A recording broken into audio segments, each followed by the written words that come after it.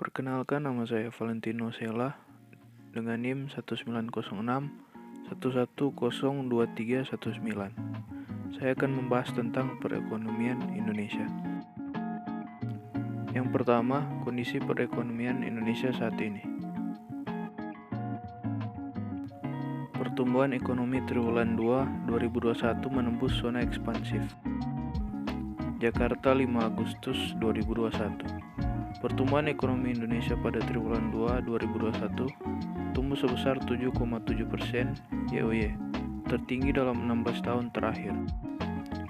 Ini sekaligus mencatatkan rekor pertumbuhan triwulanan tertinggi sejak krisis subprime mortgage, bahkan lebih tinggi dari negara peers.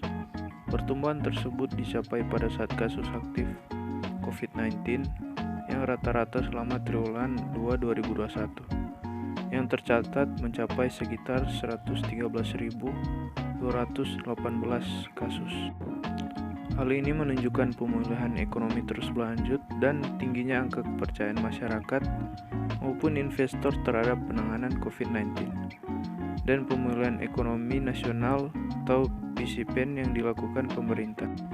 Pertumbuhan ekonomi yang terjadi tersebut ditopang oleh kuatnya pertumbuhan baik dari sisi demand maupun supply, kata Menteri Koordinator Bidang Perekonomian Airlangga Hartarto dalam konferensi pers virtual tentang pertumbuhan ekonomi triwulan 2 2021 Kamis 5 Agustus.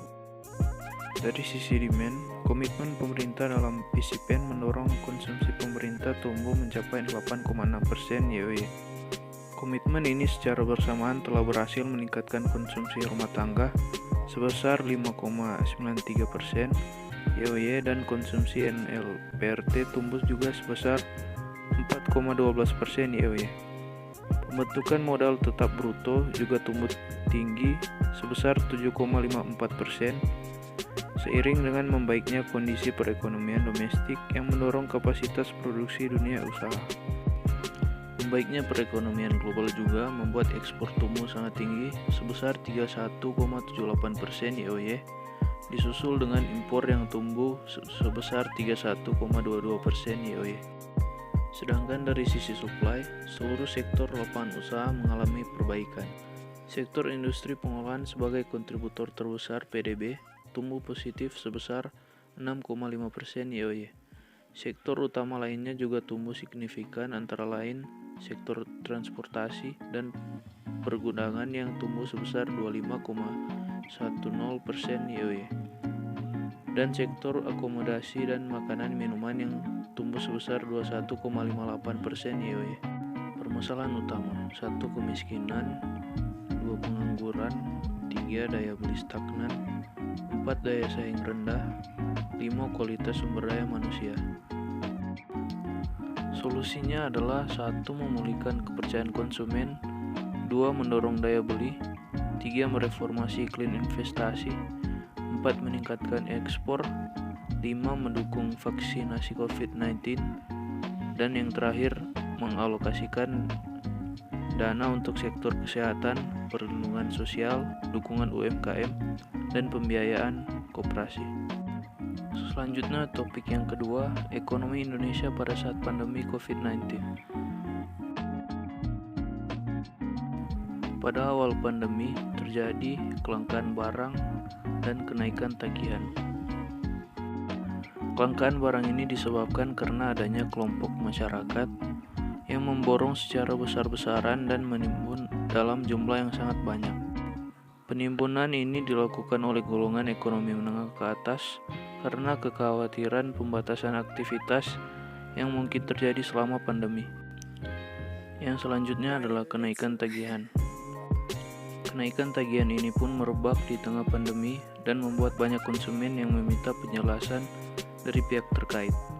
Mana mungkin konsumen sanggup dibebani tagihan yang meningkat, sementara penghasilannya saja menurun karena pandemi.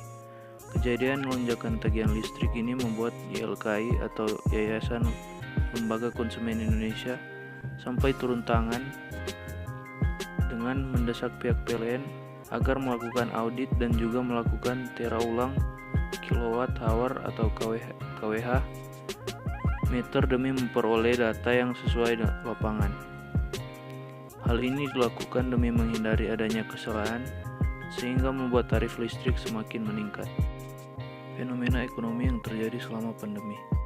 Peningkatan jumlah pengangguran 6,26%, bertambahnya sistem alih daya atau outsourcing, dan pekerja kontrak 15%, pergeseran pola kerjasama selama pandemi 43%, dan perubahan pola konsumsi masyarakat menengah atas 50%. Persentase pengangguran 6,26%. Akibat pandemi terjadi, banyak pengurangan tenaga kerja baik pada sektor formal maupun sektor informal. Outsourcing dan pekerja kontrak 15%. Beberapa perusahaan yang bertahan di tengah pandemi mencari pekerja kontrak dan juga alih daya untuk tetap menjalankan bisnisnya. Pergeseran pola kerja 43%. Selama pandemi berlangsung, pekerjaan akan berlangsung secara online dengan penerapan pola kerja work from home atau WFH. Hal ini tentu menuntut setiap pekerja untuk lebih melek terhadap penggunaan teknologi. Perubahan pola konsumsi masyarakat menengah atas sebesar 50%.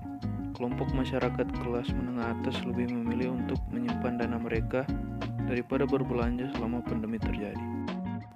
Kesimpulan, adanya pandemi membawa perubahan yang besar dalam setiap lapisan masyarakat. Perubahan ini rasanya begitu jelas berpengaruh pada keadaan ekonomi Indonesia, khususnya lapisan masyarakat bawah. Masyarakat yang pekerjaan terkikis karena pandemi tentu merasakan lonjakan ekonomi yang begitu besar dalam hidupnya. Tanpa adanya persiapan dan pola pikir yang matang, pertahanan hidup masyarakat dalam menghadapi krisis selama pandemi akan terancam.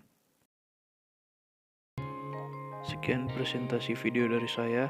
Terima kasih.